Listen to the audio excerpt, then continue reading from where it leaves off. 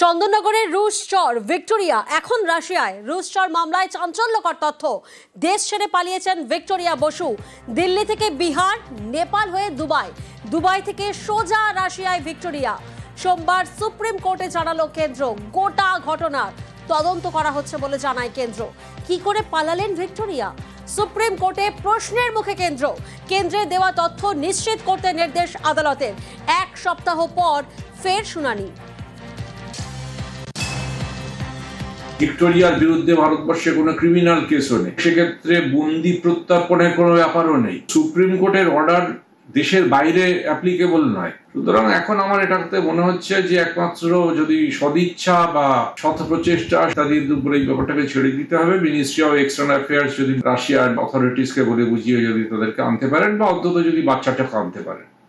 বিহারে voter list থেকে কি ৭৩ লক্ষ ভোটারের নাম বাদ পড়তে চলেছে?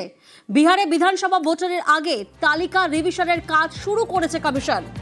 কাজ শুরুর দিন ৭,৮৯,০০,০০০ ভোটার নিবন্ধিত ছিল, আর রিভিশনের পর ৭,৮,০০,০০০ ভোটার নিবন্ধিত হয়েছে। আর সেই জায়গা থেকেই প্রশ্ন উঠছে, বিহারে ভোটার লিস্ট থেকে কি তাহলে ৭৩ লক্ষ ভোটারের নাম বাদ পড়তে চলেছে? মৈত্রেয়ীর প্রতিনিধি এই মুহূর্তে আমাদের সঙ্গে রয়েছেন। মৈত্রেয়ী, কেন বিহার ভোটের আগে ৭৩ লক্ষ ভোটারের নাম বাদের আশঙ্কা? কমিশনের তরফে কি পদক্ষেপ করা হচ্ছে? দেখো, এই ৭৩ লক্ষ ভোটারের নাম বাদ পড়ার আশঙ্কা আসছে বেসিক একটা জায়গা থেকে। আজকে জাতীয় নির্বাচন কমিশনের তরফ থেকে জানানো হয়েছে যে স্পেশাল ইন্টেনসিভ রিভিউ চলছে বিহারে, সেই এসআইআর এ এখনো পর্যন্ত ২৪শে জুন ২০২৫ অর্থাৎ যেদিন থেকে এসআইআর শুরু হয়েছিল সেদিন ৭,৯০,০০,০০০ কাছাকাছি ভোটার বিহারে তালিকাভুক্ত ছিলেন। কিন্তু এখনো পর্যন্ত যখন এসআইআর প্রসেস প্রায় শেষের পথে, সেই সময় অবধি যখন এসআইআর প্রসেস শেষ হয়ে গিয়েছে তখনও পর্যন্ত নিবন্ধিত হয়েছেন ৭,৮,৫৯,৬৭০ জন। অর্থাৎ এর মাঝখানে কমিশনের যেটা দাবি যে প্রায় ২৯,৬২,০০০ ভোটারের ফর্ম এখনো জমা পড়েনি, আর ৪৩,৯৩,০০০ ভোটারকে তাদের ঠিকানায় পাওয়া যায়নি। রাউন্ড অ্যাবাউট করলে সংখ্যাটা এসে দাঁড়ায় প্রায় ৭৩ লক্ষের কাছাকাছি।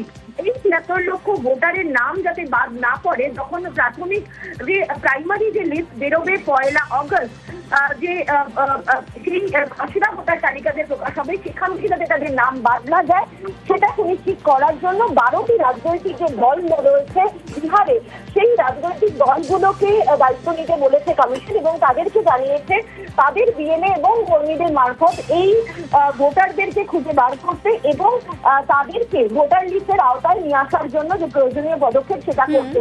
কিন্তু প্রশ্ন হচ্ছে যে যদি সেই পদক্ষেপ না ফলো করা হয়, বা যদি তাদের ১লা আগস্ট থেকে ১ মাসের সময় দেওয়া হবে ইনক্লুশন ডিভিশনের জন্য, তার মধ্যে না পাওয়া যায়, তাহলে কি হবে?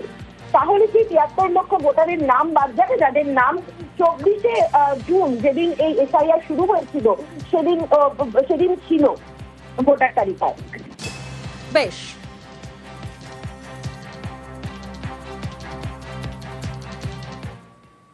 অ্যাসিড হামলায় অন্যতম দ্রুত দোষী সাব্যস্ত স্ত্রীর উপর অ্যাসিড হামলা, ১৩ মাসের মাথায় দোষী সাব্যস্ত স্বামী। অ্যাসিড হামলা মামলায় দ্রুত মামলার নিষ্পত্তি আলিপুর আদালতের। গত বছরের জুন দক্ষিণ ২৪ পরগনার পূজালিতে স্ত্রীর উপর অ্যাসিড হামলা চালায় স্বামী। ঘটনার পরপরই অভিযুক্তকে গ্রেফতার করে পুলিশ। দ্রুত আদালতে চার্জশিট পেশ করা হয়।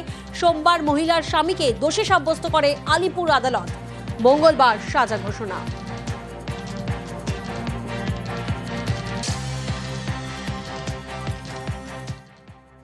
মেরেছিল আমাকে রাত্রিরে ডাকে, আমি কি হয়েছে বাইরে বার হয়নি, বলছে জানলা খোলো, খুড়াকির টাকা দেবো বলে কি হয়েছে, আমি জানলাটা খুলে দিই, সিটের ডিব্বায় স্কুটি করে এসে তার উপরে মেরেই যাচ্ছে। এবার কি হয়েছে, স্কুটি নিয়ে পাইলে গেছে। দোষী তো সাব্যস্ত করেছে আপনার স্বামীকে, মানে ঠিকঠাক তদন্ত করেছে পুলিশ?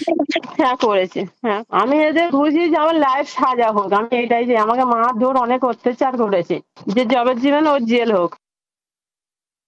পুলিশ ২ মাসের মধ্যে চার্জশিট পেশ করে।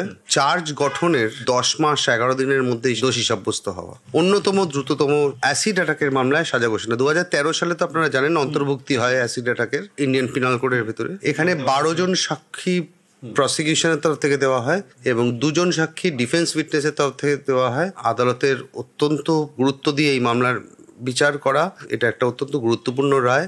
এতে বিচার ব্যবস্থার প্রতি প্রচুর ভিকটিমের আস্থা বাড়বে।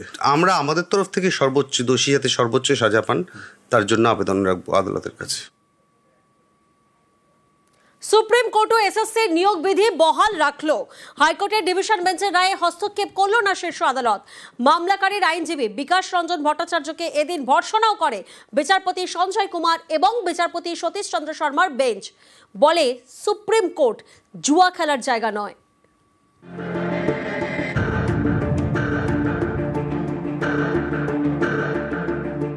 হাইকোর্টে ডিভিশন বেঞ্চের পর এবার সুপ্রিম কোর্ট বহাল রইল 2025 সালে স্কুল সার্ভিস কমিশনের নিয়োগ বিধি।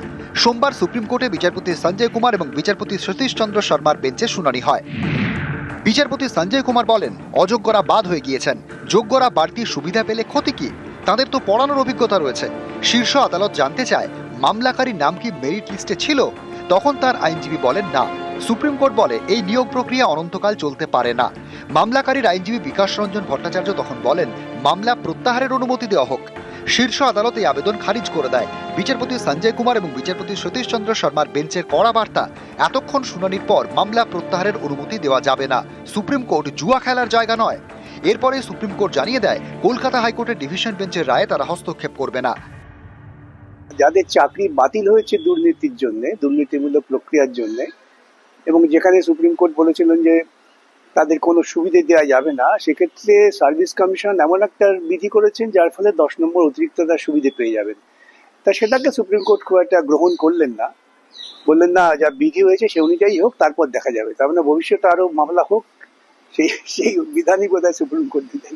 এসএসসির মামলায় যেটা রাজ্য সরকার যে আইনটা তৈরি করেছে, নতুন আইন 2025-এর আইনে যে আগামী দিনের যে সিলেকশনটা হবে, সেই সিলেকশনটাকে বহাল রাখবো। মামলা হওয়ার পর অনেক হয়েছে, প্রায় 20 মিনিট ধরে বিকাশ দা অনেক চেষ্টা করে যখন হচ্ছিল না, তখন বলে আমি মামলাটাকে উইথড্র করবো।